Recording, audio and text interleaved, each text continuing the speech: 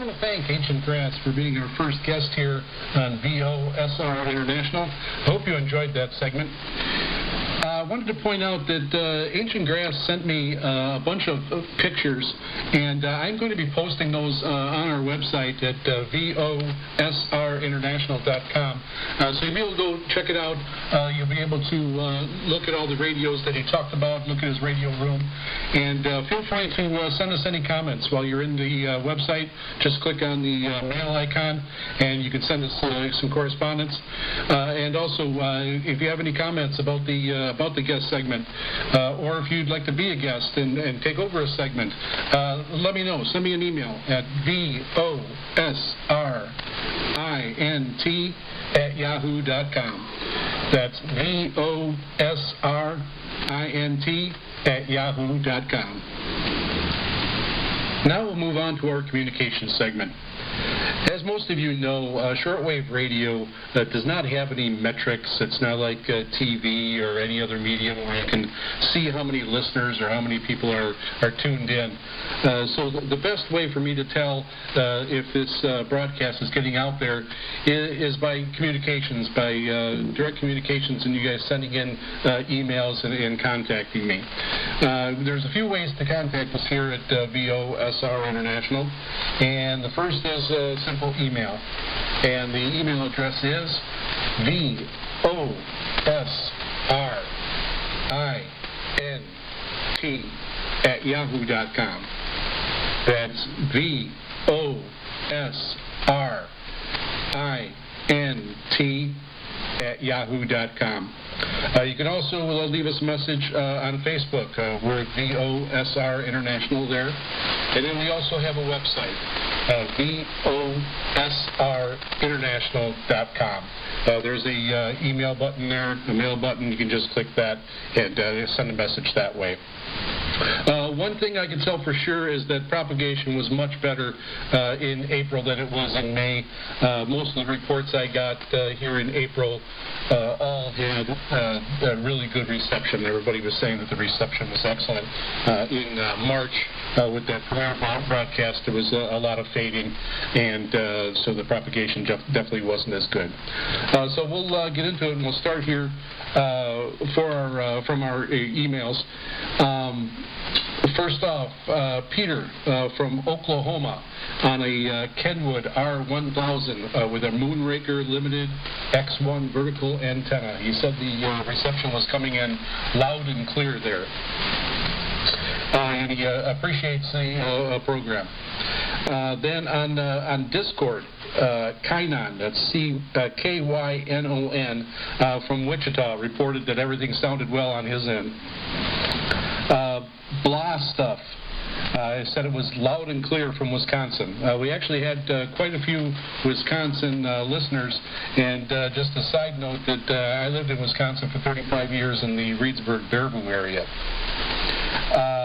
And Blah Stuff uses a Master Player 30, and he was getting Master Player 30 was receiving a 9+ on his radio. He was using an SDR Play RSP1A with a MLA 30 antenna. Also on Radio Reference, there were a few people there. AB5ID from Kansas City. The audio was great, and he was using an ATS 20+ radio. Back on Facebook, Fred reports that the signal was booming in southern Ontario. And then also from Facebook, World of Shortwave Group, John reports excellent reception. He had a SINPO of 55555, all fives on that, and you can't get any better. And he was using his Texan PL880 with an MLA 30 loop, active loop antenna. And he is in Concho, Arizona. Now for some emails. Carlos reports that he had a great signal on his PL880 in northeast Mexico. Also, Keith He was using a Malahit DSP2 SDR with a Wellbrook ALA 1530N mag loop at 20 feet. And the SWL antenna, and also an EF SWL antenna. It was coming in good reception, and he always wanted a Radio Shack DX394. I did get that comment quite a bit, that a lot of people really like that radio, and were never able to get one, and they're on the lookout for one. Then I received a very detailed reception report from a regular listener, Paul, from St. Catherine, Ontario, Canada. He was using a Washington, D.C. SDR, and he reported excellent reception. And then he was using a link from radio schematics, and he'll post that. I'll post that on the website. But he was getting a SINPO grading of 54455, so excellent. He also has a Radio Shack DX160.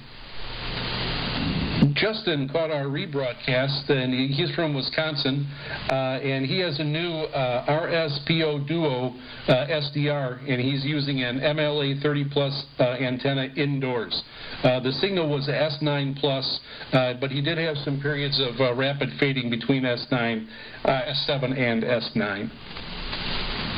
Craig from Ontario, Canada caught our broadcast, and he was using his main radio as an FRG7.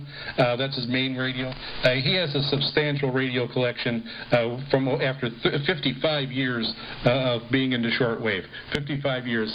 He's definitely seen it all. Then we had Dave from Northeast Ohio. He reports good reception on his Panasonic RF2200. Dennis from Fond du Lac, Wisconsin, was just turning the dial and found our show, and he reported that the reception was very nice in S9 plus signal. Through our website, we had Hank send us a message from northwest Georgia. He listened in on different radios, mostly homemade regenerative receivers using an 80-meter dipole, 40 feet above ground level. Reception was excellent. Also, he picked up an AC crane after our first broadcast and reports that he was really enjoying it. He likes the equipment and the apps reviews and the mailbag segment. He states that they have a small shortwave listening group in his area, and they are all listening. So I want to give a big aloha shout out to that entire group, and thanks for listening. And lastly, Todd in Washington State says, great show. And he switched over to his DX394 after hearing me talk about it. Thanks for those kind words, Todd. Really appreciate it. So again, thanks for all the communications, and keep them coming. Send in any comments and reception reports to VOSRINT@yahoo.com. That's VOSRINT@yahoo.com. And you can even message us through my YouTube channel at Wavecrest Guy. That's Wavecrest Guy on YouTube. Let's move over to our last